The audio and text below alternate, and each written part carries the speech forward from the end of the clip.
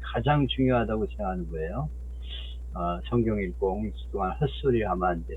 요즘 교인들이 다 합니다. 오늘 목사님이 본문을 읽어놓고 헛소리 하고 있네 이렇게 알고 있어요. 그래서 본문을 간단히 요약해보라. 하나님이 내게 주시는 말씀이 무엇인가를 요약해보고 주석을 읽고 뜻을 파악을 해서 그 내용이 주제가 되고 제목이 되고 전체 설교가 진행이 되는 것이다. 원포인트 설교를 하라. 주제를 위에 본문에서 주제를 잡았으면 그 본문 하나만 가지고 끝까지 달려가라. 그리고 알기 쉬운 설교를 하라. 초등학교 4학년 아이가 이해할 수 있는 설교. 듣고 탁 머릿속에 들어와야 돼. 무슨 말인지. 막 원어 쓰고 뭐 영어 쓰고 이러면서 철학적인 용어 쓰고 그러면 헷갈립니다. 그리고 재미있는 설교를 하라. 맛있어야 먹죠. 영양가 많다고 먹나? 그래서 조는 사람이 없나를 굳이 파악을 해봐야 됩니다. 원고만 들여다보고 있지 말고. 자꾸 요새는 뭐예요? 컴퓨터 말고 그걸 들여다보고 설교하는. 태블릿 PC 들여다보면서 설교를 하고 있는데 그렇게 하면 안 돼요. 성도들을 좀 쳐다봐야지. 태블릿 PC만 쳐다보고 그러면 안 되죠. 그래서 반응을 좀 보고 졸지 않게 하라. 재미없다는 얘기예요. 설교를 안 듣고 존다는 것. 그리고 감동적인 설교를 하라. 좋은 예화나 간증을 통해 감동을 주라. 감동을 줘야 오래가다. 그리고 삶에 적용하도록 하라. 이 말씀을 듣고 어떻게 살라는 거냐 메시지를 전해줘야 돼. 그리고 영혼 구원에 초점을 맞추라. 특별히 낮 예배는 교회 처음 나오는 사람을 생각하고 구도자에게 초점을 맞추라. 그리고 그분이 내가 예수님을 믿어야 되겠구나 결단할 수 있도록 영혼 구원에 초점을 맞추라. 그리고 결론을 전도해두라. 오늘 이 말씀을 전하는 것이 교회 성도의 사명이다.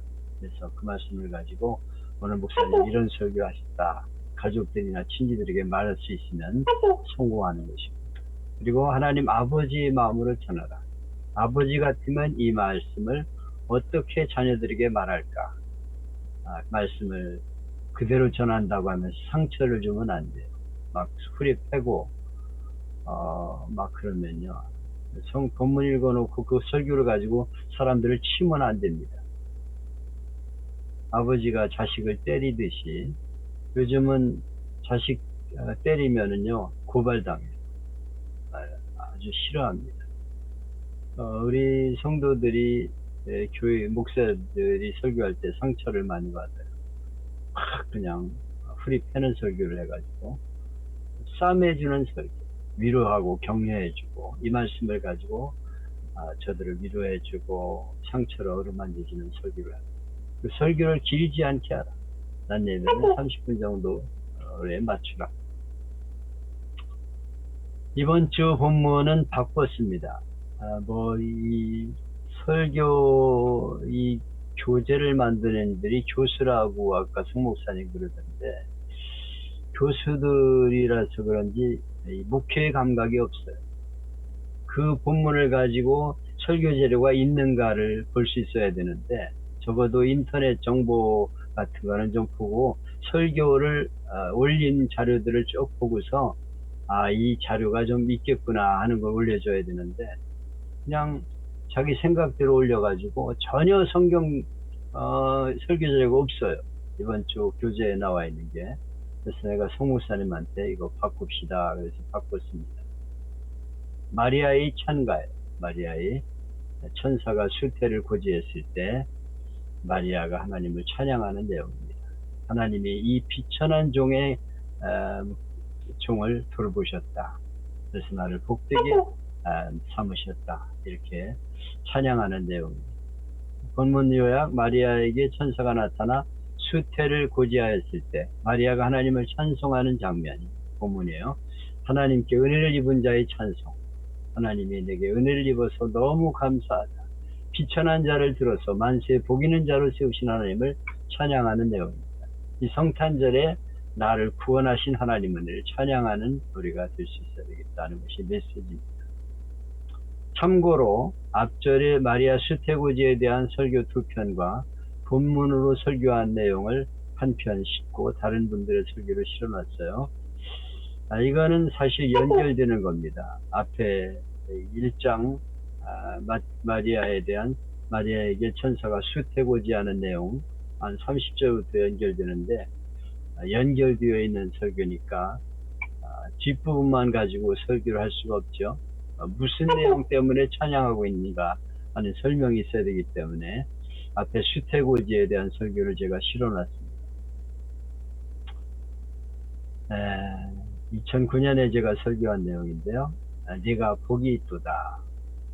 마리아를 향한 수태고지의 메시지입니다. 저와 함께 월요일마다 주일 설교를 위해 성경을 연구하는 프로페자이라는 모임의 목사님 중에 호이동 영동교회에서 심호하던 정종이라는 목사님이 계세요. 이분은 결혼한 1년 되었을 때 아기가 없어서 부인이 차병원에 가 진찰하고 오더니 막 펑펑 우는 거예요. 진찰한 결과 메노포즈라는 상태다. 조기 폐경, 임신이 불가능하다 하는 말을 듣고 소리를 내서 물었어요. 그때 사모님 나이가 28살. 젊은 나이에 폐경으로 아기를 가질 수 없다고 하니까 얼마나 기가 막혀요. 목사님 내에는 하나님 앞에 조기 폐경 막아주셔서 자식을 가지는 기쁨을 허락해달라고 간절히 기도했습니다. 그 후에 목사님 영국으로 유학 가서 공부하면서 한국보다는 그때 영국의 의학이 발달했기 때문에 영국 의사에게 또 진단을 받아봤는데 역시 조기 폐경이다. 임신은 불가능하다 하는 말을 들었습니다. 그래도 목사님은 하실 수 있다. 하나님 하실 수 있다. 할 수 있거든요. 무슨 말이야. 믿는 자에게 능치 못할 일이 없다 하는 말씀을 믿고 늘 선포하며 기도했습니다. 선교학 박사과정 마치고 귀국해서 포항의 한 교회 부목사로 심호하게 되었을 때 더욱 간절한 마음으로 하나님 능력을 입어 기도했습니다. 때로는 입양을 고려하기도 했는데 그때마다 기다려라 반드시 자녀를 주신다 하는 응답을 받았습니다. 마음으로 확신이 왔고 말씀을 읽는 중에도 그런 응답이 있었어요. 생생한 주님 음성도 들었다고 합니다. 목사님과 사모님의 기도, 그분의 아버지도 목사님인데 늘 기도했습니다. 근데 하루는 사모님이 기도하는 중에 하나님이 그녀의 몸을 흔들어 놓고 따뜻하게 어루만지는 체험이 있었어요. 그런 후에 신기하게 생리가 시작이 되었습니다. 그러던 중 생리가 끊겨서 약국에 가서 테스트 페이퍼를 사다 임신을 검사해 봤는데 아무런 반응이 없어 실망했어요. 근데 며칠이 지난 후 다시 페이퍼를 사서 테스트하니까 임신 양성 반응이 나왔어요. 그래서 산부인과로 가서 초음파 검사했더니 아주 조그만 점이 있는데 그 점이 생명이라는 거예요. 무려 13년 만에 임신을 했습니다. 얼마나 감사했는지 온 교회가 기뻐했다고 간증하면서 하나님은 불가능을 가능케 하시는 분이시고 자기는 성경에 나타난 동정녀 탄생을 의심 없이 믿는다 이렇게 간증했어요. 그때 태어난 아기가 그때 우리 모임에서 6살입니다. 핸드폰으로 사진을 보여주는데 얼마나 이쁜지 몰라요.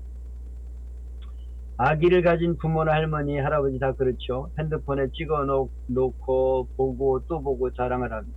저도 그런 점에서는 남과 다름이 없어요. 목사님이 간증하는 모습이 너무 행복해 보여서 우리가 감동을 받았습니다. 믿음으로 은혜를 체험한 사람은 마음속에 누구도 빼앗을 수 없는 행복과 기쁨이 있죠. 제 아들 유진현대 선교사가 아기를 몇 년 동안 갖지 못했습니다. 둘째 아들은 결혼해가지고 아기를 바로 낳았는데 임신했는데 아기가 없는 거예요. 그래서 우리가 참 기도하면서 고민을 했습니다. 근데 우리 교회에서 부흥회를 했어요. 은사 집회였는데 그래서 야 우리 교회 와라 그리고 기도 한번 받아라 그랬어요. 그래서 집회 참석하고 이제 안수 기도를 받았죠. 예배 마치고 나가는데 아버지 여기 좀 보세요. 그래 보니까 청바지를 입고 왔는데 청바지가 다 척척 젖었어. 아래 청바지가 젖는다는 것은 오줌을 싸기 전에는 불가능한 일인데 청바지가 다 젖었어요. 그래서 야 오늘 은혜가 임했구나 이런 생각을 했는데 바로 임신을 해가지고 아기를 낳게 되었습니다. 하나님의 역사는 불가능이 없는 거예요. 우리가 그렇게 믿고 기도해야겠습니다. 성도들에게도 기도해 주고요. 오늘은 대강절 마지막 주일입니다. 이때가 마지막 주일이었어요. 이 본문은 천사 가브리엘이 마리아에게 예수님 낳을 것을 알려주는 수태고지의 유명한 장면입니다. 마리아가 하나님 말씀은 능치 못함이 없다는 말씀을 믿음으로 받아들였다. 우리가 은혜를 누리지 못하는 이유 중 하나는 하나님 말씀을 믿지 못하기 때문에. 하이브 밀러의 하나님과 연결이란 책에 나오는 이야기입니다. 어느 마을에 교회가 있었는데 교인들이 열심히 신앙생활했어요. 성경 공부하고 기도하고 전도 열심히 했는데 언젠가 나이트클럽이 문을 열면서 많은 사람이 거기에 빠져들었습니다. 교인들은 그 동네가 타락해가는 것을 보고 안타까워 매일 밤 모여서 나이트클럽 망하게 해달라고 불이 나서 그 마을을 죄에서 구해달라고 기도했어요. 근데 얼마 후에 신기하게 벼락이 내리쳐서 화재가 나서 건물이 전소되었습니다. 사람들이 비밀이 없죠. 기도하면 교회 안에서 끝나야 되는데 이 사람 저 사람에게 이 소문을 퍼뜨려서 나이트클럽 주인이 알고 교회에서 기도해서 불났다 주장하며 교회를 법정에 고소했어요. 그런데 교회는 어떻게 기도한다고 불나느냐?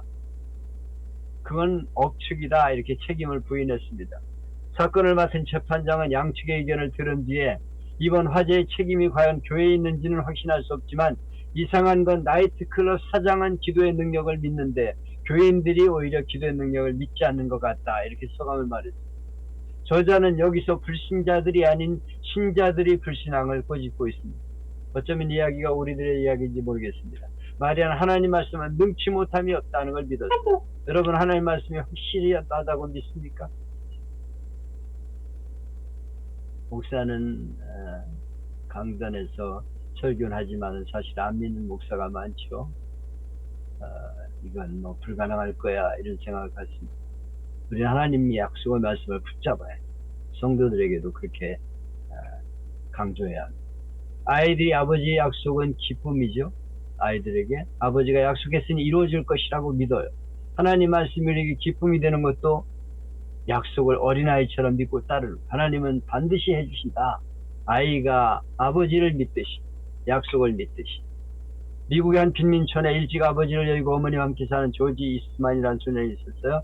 이들 모자는 그날 벌어 그날 먹고 사는 어려운 생활을 했습니다. 근데 조지의 어머니는 아들이 잠들기 전 손을 잡고 기도하기를 하루도 빠지지 않았어요. 하나님 지금은 가난하지만 조지가 훌륭해서 이 나라 일꾼이 되게 해주세요. 그러면 조지는 밤에 일어나서 다시 하나님께 기도했습니다. 하나님 우리 어머니가 기도한 거 헛되지 않게 해주세요.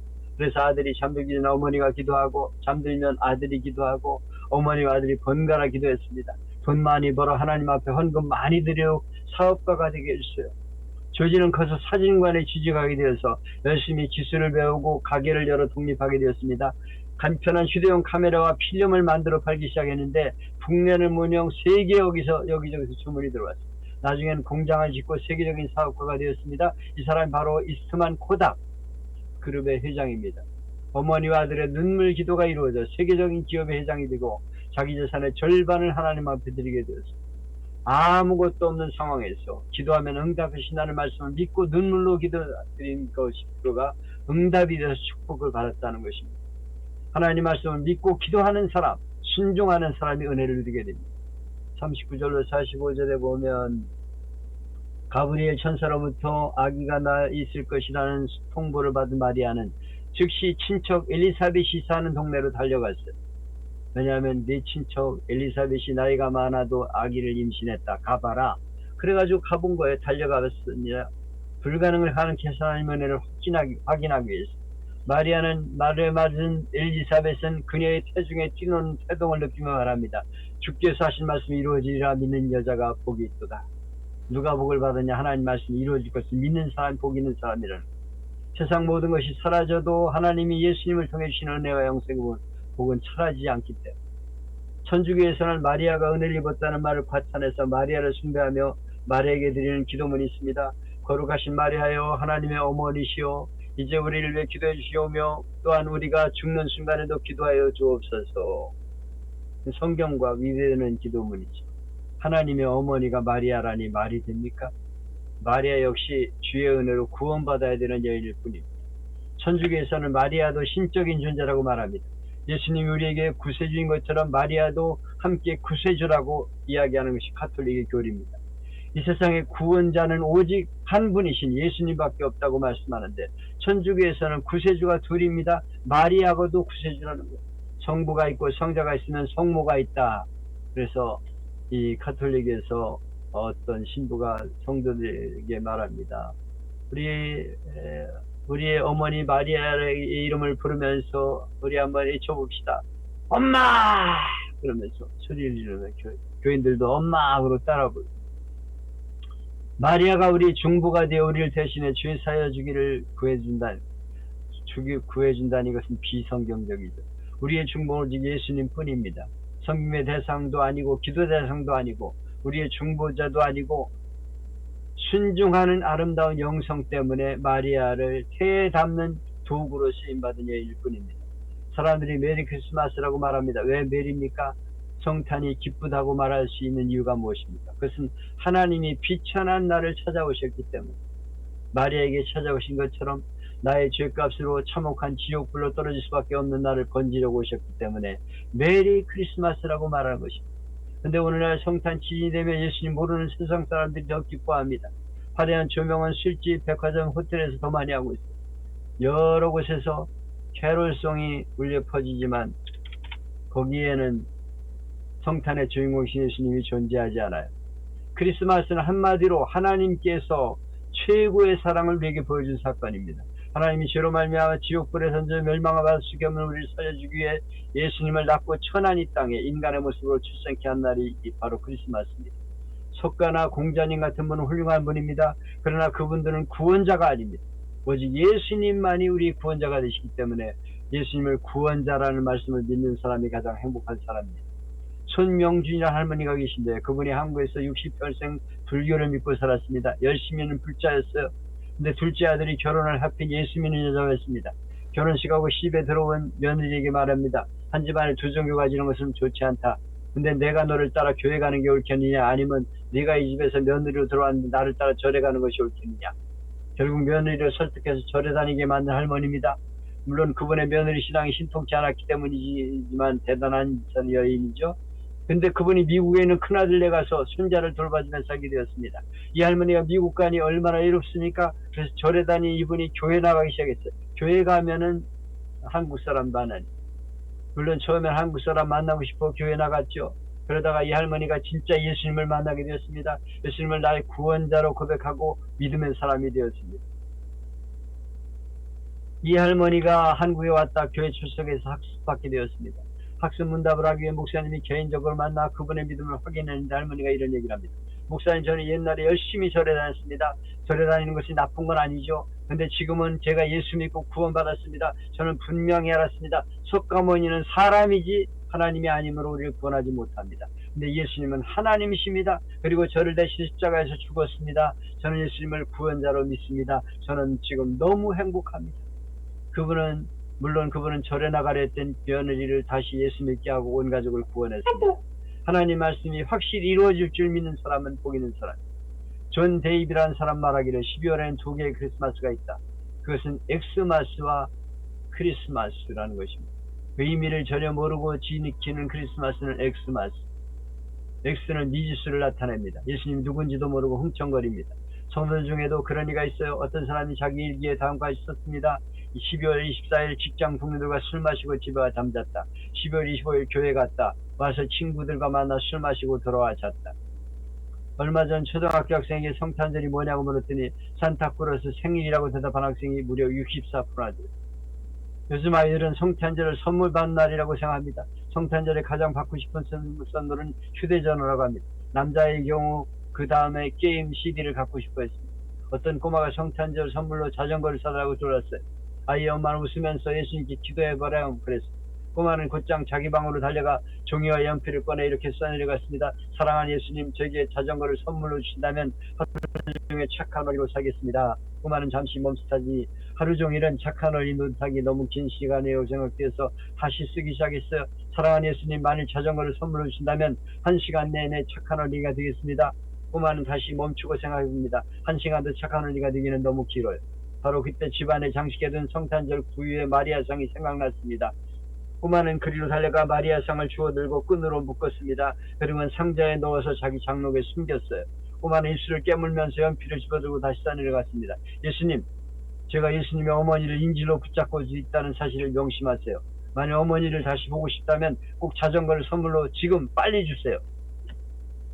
선물 받고 싶어하는 꼬마가 마리아 성을 숨겨놓고 예수님을 협박한다는 이야기죠. 어쩌면 성탄의 주인공 예수님을 이용해서 자기 이익이나 쾌락 추구에 마음을 쓰는 계절이 아닌가 생각됩니다. 구세군 창시자 윌리엄 푸스는 세상을 떠나기 전 이런 말했습니다. 장차 그리스도가 없는 기독교, 중생이 없는 구원, 그리스도가 없는 성서를 말할 때가 올 것이다. 장차 기독교가 변질될 것을 내다본 것입니다. 불과 120년 세월이 흘렀는데 현재가 바로 그런 시대입니다. 예수 없는 구육, 예수 없는 축하 공연, 아무 의미가 없음을 알아야겠습니다. 오늘 교회 안에 과연 예수님이 계신가?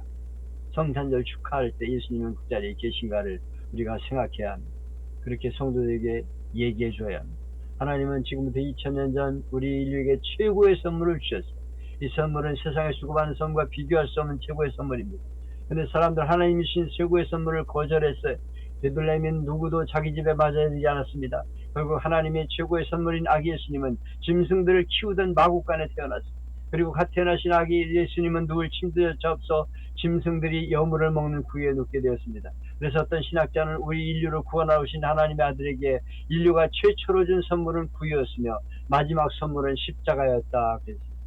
오늘 우리도 예수님을 모시고 있지 않고 밖에 몰고 있지 않는지, 이건 실화인데 캐나다 몬트리올 크리스천 엘레멘트 스쿨에서 일어난 일입니다. 크리스마스가 가까워오는 어느 날 이 학교에서 성탄곡을 준비하고 있었습니다. 성탄 배우들을 모집하는데 한 학생이 너무 연구하고 싶었어요. 랄프라는 학생인데 4학년입니다. 정서장애를 갖고 있습니다.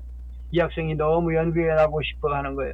그래서 말도 더듬고 생각도 민첩하지 못해서 어떻게 연구를 하겠습니까? 근데 크리스천 선생님은 어떻게든 랄프에게 용기를 주고 싶어서 배역을 하나 맡겼는데 가장 말이 적은 배역 하나를 찾아냈는데 여관 주인이었어요. 요셉의 아기 된 아기를 데리고 여관문을 두들겼을 때 사관 주인이 하는 말은 한마디 말하면 됩니다. 방 없어요. 이 정도는 랄프도 할 수 있다 생각한 것입니다. 그래서 선생님이 열심히 연구 연습을 시켰습니다. 한마디 말이니까 정성스럽게 또박또박 발음하는 연습을 했어요. 방 없어요. 그 말만 하면 되는 거예요. 그렇게 대답을 3번 하기로 합의가 되었습니다. 한 번에 물러간 게 아니라 큰일 나는데 이 사람이 아기를 낳을 것 같아요. 어떻게 좀 봐주세요. 그러면 한 번 더 방 없어요. 3번 하면 되는 거예요. 연극이 시작되었습니다. 연극을 지도하는 모든 분들이 숨죽이고 랄프가 어떻게 감당할 것인가를 지켜보고 있었습니다. 요셉이 마리아를 데리고 여관 앞에 도착했습니다. 여관 문을 두드립니다. 똑똑 주인 나왔어요. 랄프가 나와 또박또박 연습한 대로 말합니다. 방 없어요. 그러나 요셉과 마리아는 가지 않고 한 번 더 매달렸습니다. 큰일 났어요. 이 사람이 곧 아기를 낳을 것 같아요. 어떻게 저에게 방을 줄 수 없나요? 방 없어요. 2번은 잘 끝났어요. 자, 이제 한 번만 더 하면 돼. 마지막으로 요셉이 말합니다. 어떻게 해요? 사정하겠습니다. 이 추운데 어디로 가란 말입니까? 아기가 나올 것 같아요. 방이 없어요. 한마디만 안 되면 되는데 그 이야기를 들은 랄프는 눈물이 글썽이기 시작하고 큰 소리로 말하기를 그럼요. 제 방으로 오세요. 그만 연구의 약속을 깨뜨리고 랄프가 우려한 대로 연극을 망친 겁니다. 근데 그 순간 숙연한 감동의 장면을 휩쓸었어요. 제 방으로 오세요. 그 말을 듣는 순간 연출자도 울고 모든 관객이 울었습니다. 천진난만한 랄프의 모습이 감동을 준 거지. 자기들의 방을 남겨두고 방 없다고 말하는 사람 모습 속에 있는 자기 모습을 본 것입니다. 여러분, 누가 과연 예수님을 모실 수 있을까요? 이런 순수한 마음을 가진 사람, 가난한 마음을 가진 사람, 그 마음속에 예수님은 지금도 오십니다. 여러분, 우리를 둘러싸고 있는 상황이 아무리 어두워도 우리를 구원하여 땅 오신 예수님을 나의 구원자로 확실히 믿으면 어떤 시련등이 이기고 승리하게 됩니다. 이번 성탄절 예수님을 통해 주신 구원의 은혜의 약속을 믿음으로 하나님의 사랑과 축복을 누리는 행복한 날이 되기를 바랍니다. 마리아는 전능하신 하나님의 능력을 믿고 말씀에 순종해서 모든 세대 이름이 빛나는 여인이 되었습니다. 우리도 하나님의 말씀을 믿고 순종합시다. 마리아가 감당하기 힘든 일이었지만 말씀에 순종하여 예수님을 잉태하는 사명을 감당한 것처럼 주어진 사명이 아무리 어렵고 힘들어도 기쁨으로 감당하며 세상을 구원하는 천국 멸류관의 주인공이 되기를 축원합니다. 요 밑에 있는 거는 여러분이 보시면 되겠습니다. 똑같은 본문으로 수태고지에 대한 설교니까요. 참고로 한번 보시고, 오늘 본문을 정한 것은 마리아의 성탄찬갑. 대림절 셋째 주일. 대림절은 구원의 메시아를 대망하고 다시 오실 예수님을 기다리는 절기입니다. 대림절 색깔은 보라색인데 정숙과 존엄, 왕권과 회개를 의미하는 색깔입니다. 12월 되기 무섭게 세상은 성탄 문을 내다 야단입니다. 번쩍거리는 틀이 요란한 캐럴. 선탕의 주인공인 예수님은 간 곳 없고 흥청거리고 먹고 마시며 노는 게 주류입니다. 그래서 마치 성탄절은 1년 중에 제일 잘 노는 날로 낙인 찍힌 느낌입니다. 1년 중에 마귀가 제일 좋아하는 달이 12월 달이고 가장 좋아하는 날은 성탄절이랍니다.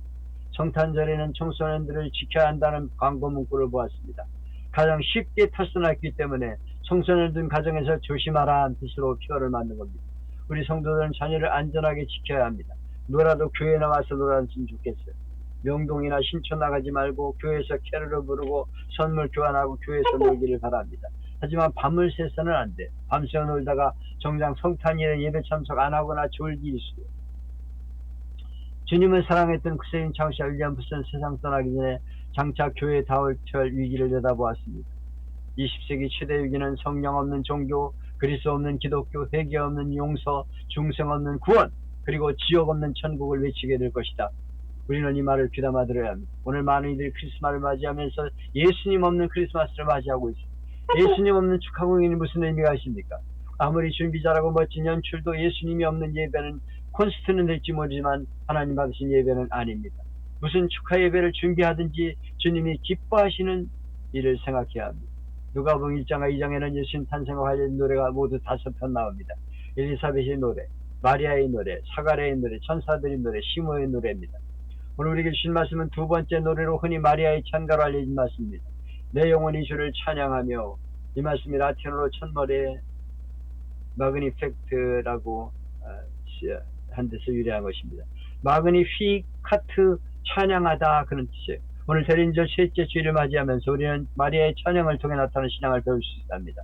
우리가 살펴보는 마리아의 노래는 하나님께 예배하는 법을 교훈하고 있습니다. 마리아의 찬양에서 우리가 첫째 배울 것은 예배의 대상입니다. 마리아가 이르되 내 영혼이 주를 찬양하며 내 마음이 하나님 내 구주를 기뻐하였으면 그 여종의 비천함을 돌보셨습니다. 보라 이제 후로는 만세의 날을 보겠다 일컬을도다. 예수님 어머니 마리아에 대한 유모입니다. 성당에 다니는 어린이가 자전거 가고 싶어 집에 있는 성모 마리아에게 기도했습니다. 그래서 이거 협박하는 내용이죠. 아까 위에서 들은 내용입니다. 내 영혼이 주를 찬양하며 내 영혼이 나를 찬양하며가 아니에요. 마리아는 결코 자기를 찬양하거나 자기 예배하지 않았습니다. 마리아는 분명히 하나님을 찬양했어요. 하나님께 예배했습니다. 또한 내 마음이 하나님 내 구주를 기뻐하였으면 내 마음이 나를 기뻐하였은 게 아니에요. 하나님이 마리아에게 기쁨을 주셨어요. 그래서 기쁨 대신 근원 되신 주님을 하나님을 찬양하는 것입니다. 보라 이제 후로는 만세의 날을 복이 있다 거리로다. 마리아는 자기가 받은 복으로 인해 하나님께 영광을 돌리고 있습니다. 마리아는 복 주는 자가 아닙니다. 한마디로 마리아가 드리는 예배를 받으신 분이 하나님이셔요. 마리아는 그저 하나님께 예배하는 자에 불과했어요. 마리아는 내 영혼이 주를 찬양하며 내 영혼이 주를 찬양한다고 고백하고 있습니다. 천주교에서 마리아를 높여서 마리아를 예배 대상으로 삼습니다. 그림이나 동상을 보면 예수님보다 마리아가 위주입니다. 마리아상을 세워놓고 그 앞에 가 손을 모으고 기도합니다. 천주가 이렇게 된 이유는 마리아에 대해 잘못된 교리를 가지고 있기 때문입니다. 천주교는 마리아에 대해 5가지 교리를 세우고 있는데 그것은 성경과는 전혀 다른 상관없는 교리입니다. 첫째는 마리아는 인간의 원죄에 오염되지 않고 태어났다. 둘째, 마리아는 일생토록 한 번의 죄도 짓지 않았다. 셋째, 마리아는 평생 동정녀로 지냈다. 넷째, 마리아는 죽지 않고 승천했다. 다섯째, 마리아는 하늘 여왕이 되어 모든 것을 통치한다. 이게 카톨릭의 주장입니다. 만약 이런 주장이 사실이라면 마리아는 당연히 예배를 받아야 되겠죠. 그러나 그 5교리 중에 어느 것도 성경과는 상관이 없어요. 어디 이런 내용이 나옵니까? 오늘 본문에서 마리아는 하나님을 내 구주라고 부르고 있어요. 마리아는 원죄를 가진 인간 죄인이었습니다. 그도 역시 하나님의 구원을 받았던 것입니다. 따라서 마리아를 신성화하고 우성하는 것은 하나님 명하신 제1계명과 2계명을 명백하게 고만한 죄입니다. 마리아는 결코 예배의 대상이 될 수 없어요. 마리아는 그의 노래를 통해서 예배의 대상은 오직 하나님뿐이심을 분명히 밝힙니다. 우리는 하나님께 예배하고 하나님을 경배하는 찬양의 성탄절이 되었습니다. 둘째로 마리아의 찬가는 예배의 자세를 가르칩니다. 마리아가 이르되 내 영혼이 주를 찬양하며 내 마음이 하나님 내 주를 기뻐하였으면 마리아는 그의 영혼 마음 깊은 곳에서 우러나온 예배를 하나님께 드렸습니다. 여기 특별한 두 동사가 사용되는데 먼저 찬양하다에 해당하는 헬라어는 메가로노라는 말입니다. 헬라에서 메가라는 말은 크다. 그래서 메가톤은 100만 톤을 가리킵니다. 다시 말하면 이때 마리아는 메가톤급으로 혼신의 힘을 통해 하나님께 크신 은혜를 찬송한 것입니다. 또 기뻐하다에 해당하는 헬라어는 아갈리아오, 이 단어는 광적인 기쁨을 뜻할 때 사용하는 단어입니다. 그러니까 이때 마리아는 하나님을 너무 감격해서 하나님 앞에 너무 기쁩니다. 기쁩니다. 감사합니다. 이렇게 하나님을 찬양하고 있는 것입니다. 우리가 예배하는 것은 형식적인 예배가 아니라 하나님께 전심을 다해서 온 힘을 다해 정성을 쏟는 예배가 되어야 합니다. 48절에 그 여종의 비천함을 돌봤습니다. 이제후로는 만세의 날을 보기다 일컬을것. 천사 가브리엘을 통해 마리아는 자기가 하나님의 아들을 낳을 것이라는 말을 들었습니다. 또 엘리사벳을 통해 마리아는 자신이 여자들 가운데 가장 복이 있다는 말도 들었어요. 그럴 때 마리아의 반응은 어땠습니까? 그럼 나 같은 여자가 어디 흔하겠어? 하나님이 사람 하나 제대로 보셨지. 이렇게 자기를 높이지 않았습니다. 마리아는 자기를 비천한 종이라고 부르면서 겸손하게 자기를 낮추고 있습니다. 그러므로 그는 보잘것없는 자기에게 너무도 큰 복을 베푸신 하나님의 은혜를 감사하며 찬양하고 있습니다. 그렇습니다. 내가 나된 것은 전적으로 하나님의 은혜로 된 것입니다. 따라서 언제나 하나님께 영광을 돌려야 합니다. 이런 겸손한 자세로 예배할 때 하나님은 나의 예배를 기쁘게 받으시는 것입니다. 이 성탄절 하나님 앞에 최고의 영광을 드리는 예배가 되어야 합니다. 셋째로 마리아의 찬가의 교훈은 예배의 이유입니다. 본문에서 마리아는 세 가지 이유로 하나님께 예배합니다. 첫째 이유는 내게 큰 일을 행하시는 은혜를 찬양합니다. 큰 일을 행하신다는 말은 나를 통해 하나님의 뜻을 이룬다는 말입니다. 참 이상한 하나님은 모든 자격을 갖춘 사람을 통해서가 아니라 항상 부족한 사람을 통해 큰 일을 행하시는 것입니다. 성경에 나오는 많은 인물 중에 거의 예외가 없어요. 예수님 12제자가 다 그렇습니다. 하나님 일꾼들이 갖춰야 할 자격이 있다면 마리아가 자기를 비천한 사람을 고백하는 것처럼 나는 아무것도 아닙니다. 나는 부족한 사람입니다 하는 겸손한 고백입니다. 하나님은 거룩하지만 마리아는 죄인입니다. 하나님은 죄인들을 구원하기 마리아의 몸에 세상을 구원할 구주가 탄생하게 하셨습니다. 하나님 마리아에게 너무도 큰 복을 내리셨어요. 그래서 마리아는 하나님께 은혜를 찬양하며 겸손히 예배합니다. 마찬가지로 하나님은 내게도 능한 큰 일을 행하셨습니다. 하나님 비천한 나를 돌보셨습니다. 하나님은 그의 독생자 예수님을 보내 나 같은 죄인을 구원해 주셨습니다. 그리고 나 같은 죄인을 통해 복음을 전하며 하나님의 큰 구원의 역사를 이루게 하십니다. 능하신 이가 내게도 큰 일을 행하셨도다. 하나님이 내게 능하신 큰 일을 기억하면서 하나님께 찬송으로 영광을 돌려야 합니다. 마리아가 예배한 두 번째 이유는 내게 긍휼을 베푸시는 은혜를 찬양합니다. 마리아는 시편 103편 말씀을 이용하면서 하나님의 긍휼하심은 모든 경외하는 모든 세대 사람들에게 대대로 이르게 된다고 밝히고 있습니다. 하나님의 긍휼하심이 두려워하는 자에게 대대로 이르도다. 하나님이 그를 두려워하며 경외심을 갖는 사람에게 대대로 긍휼을 베푸신다는 것입니다. 긍휼은 죄인을 불쌍하게 여기는 사랑을 베푸는 마음을 말합니다. 미국 뉴욕 공항에 두 개가 있는데 하나는 케네디 공항이고 하나는 라과디 공항입니다. 원래 라과디아는 뉴욕 시민들이 매우 사랑했던 유명한 시장의 이름입니다. 이 사람이 시장 되기 전에 판사였습니다.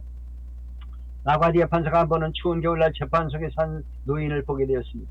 그 노인은 추운 겨울에 외롭게 가족도 없이 살면서 너무 배가 고파 $20를 훔치다가 체포되어 법정에 섰습니다. 판결하기 전 라과디아 판사가 물었습니다. 마지막으로 하실 말씀이 있습니까? 노인은 재판장을 향해 판사님 저에게 한번 긍휼을 베풀어 주십시오. 잠시 동안 노인을 바라본 판사가 이렇게 대답했습니다. 맞습니다. 당신에게는 긍휼이 필요합니다. 그러나 당신이 잘못한 $20에는 책임을 져야 합니다. 마침 제가 $10가 있는데 제가 당신을 대신해 10불을 변상하겠습니다. 당신을 춥고 배고프게 버려둔 데는 저의 책임이 있습니다. 그리고 방청인들을 향해 이렇게 말했습니다. $10가 더 필요한데 이 법정에 계신 여러분, 우리 사회와 여러분도 이 사람이 춥고 배고파 방황하며 도둑질하도록 버리는 데 대한 공동 책임이 있다고 생각합니다. 제 말에 동의하신다면 누구라도 좋으니 후원금을 내지 않겠습니까? 법정에 참석한 많은 사람들이 동참해서 벌금을 내고도 충분히 남게 되었습니다. 이 명판결 소식을 들은 뉴욕 시민들은 그를 긍휼이 많은 판사로 존경하게 되었고 나중에 뉴욕 시장이 되었습니다. 그의 이름을 따라 공항 이름을 지은 것입니다. 여러분, 하나님은 라과디아 판사보다 더 긍휼이 많으신 분입니다. 성경의 표현대로 하면 하나님은 긍휼이 풍성하신 분이십니다. 그 긍휼이신 풍성하신 하나님이 우리가 아직 죄인 되었을 때 우리를 위해 자기 동생자 예수님을 세상에 보내셨습니다. 그리고 십자가에 죽게 하심으로 우리를 죄와 멸망에서 구원해 주셨습니다. 이것이 하나님의 긍휼입니다. 여러분, 마리아처럼 하나님의 긍휼이 임함으로 구원받은 은혜를 찬양하기를 바랍니다. 마리아가 예배한 세 번째 이유는 약속을 지키신 하나님을 찬양합니다. 여기 사용된 시제가 모두 과거형입니다. 그러니까 마리아는 과거 이스라엘 역사를 돌아보면서 하나님 이스라엘 위에 행하신 큰 일을 인하여 하나님께 예배하는 것입니다. 하나님은 그 팔로 힘을 보이셨습니다. 능력을 행하셔서 그를 경외하지 않은 자를 심판하셨습니다. 하나님은 교만한 자를 흩으셨고 권세 있는 자를 보좌에서 내리시셨으며 부자들을 빈손으로 보내셨습니다. 하나님은 애굽의 바로와 군대를 흩으시고 바로는 느부갓네살이나 왕이나 벨사살 왕을 폐하셨습니다. 반면에 애굽에서 종살이하던 비천한 이스라엘을 높이셨습니다. 하나님은 그들을 애굽에서 해방시키고 그들을 축복의 땅으로 인도하여 좋은 것을 배불리셨습니다. 이유는 무엇입니까? 하나님이 조상에게 약속하신 것 때문에. 하나님은 그들에게 약속하신 말을 언제나 신실하게 지키는 분입니다. 하나님은 아브라함에게 약속하셨습니다. 장차 내 자손이 창대할 것이며 땅의 모든 족속이 그들로 말미암아 복을 받을 것이다. 하나님은 거룩하시기 때문에 그 약속을 반드시 지키십니다. 하나님 이스라엘 조상들에게 말씀하신 약속 때문에 세계 모든 민족이 아브라함의 씨를 통해 복을 받으리라는 약속을 지키기 위하여 마리아의 태중에 하나님의 아들 예수 그리스도를 잉태가 하신 것입니다. 이처럼 하나님의 약속은 영원합니다. 과거에도 하나님의 약속은 이루어졌고 지금도 이루어지고 있고 앞으로도 이루어질 것입니다. 그럼 우리는 하나님의 약속의 말씀이 그대로 이루어짐을 믿고 마리아처럼 하나님을 찬양해야 합니다. 마리아의 노래는 하나님께 예배하는 법에 대해 우리에게 말씀해 줍니다. 첫째로 예배 대상은 누구입니까? 하나님입니다. 둘째로 예배 자세는 어때야 합니까? 정성을 다해 최고 예배를 드려야 합니다. 셋째로 우리가 왜 하나님께 예배해야 합니까? 하나님이 큰 복을 내주시며 큰 일을 행하셨고 약속을 지키셨기 때문입니다. 우리도 마리아 같은 예배자가 되어야 하겠습니다. 성탄절은 가장 경건하게 변할 신앙의 부흥 계절이며 가장 열심히 복음을 전해야 될 전도의 계절입니다. 우리 모두 경건한 신앙으로 예배드리며 불신 이웃에게 성탄 카드를 보내가 선물로 복음을 전합시다. 사랑하는 여러분, 내가 받은 국민의 은혜를 기억하고 내가 받은 은혜와 사랑 깊이 묵상하십시오. 그 은혜와 사랑을 담아 정성껏 성탄 예물을 드리십시오. 금년 성탄절은 우리 모두가 은혜를 입은 자로 마리아처럼 크신 은혜를 찬양하며 그 은혜를 전하는 축복의 통로가 되기를 축원합니다. 아멘. 네, 오늘도 수고 많이 하셨습니다. 정신없었습니다. 전에 설교하면 목사님이 아주 그냥 시간에 쫓기시는지 얼마나 말이 빠르신지. 설교를 3편을 놓고 2편만 했는데 정신이 없어. 예, 프로페자이 광고 하나입니다. 이 교재 구입하시고 아직 책을 못 받으신 분은 저에게 연락을 해주세요. 출판사와 지금 택배사 확인을 해봐야 되니까. 그 다음 아직도 대금 지급을 하지 않은 분은 입금을 해주세요. 이번 주에 출판사와 정산을 하게 됩니다. 바쁘신 분 손들어 표 해주시면 고맙겠습니다. 없으신 줄 알고. 강경구 목사님 오랜만에 오셨습니다. 강경구 목사님이 제일 착실한 분인데 요즘 바빠요. 예, 반갑습니다. 요즘 뭐 바쁜 관계로 좀 핑계가 돼서 못 나왔습니다. 죄송하고요. 열심히 참석하려고 하는데 계속 또 바쁜 일이 생깁니다. 특별히 열정을 가지고 우리 목사님 가르쳐 주시는데 잘 참석하는 것으로 도와드려야 되는데 잘 못해서 죄송하고요. 오늘 그 말씀 중에 첫머리에 그 정종희 목사님 이야기 하시는 것을 들었을 때에 제 귀에 탁 들어오는 게 정종희 목사님을 제가 개인적으로 아는 분입니다. 예. 그래가지고 이분에게 이런 일이 있었구나 하는 생각을 하면서 하나님은 또 우리의 삶 속에 정말로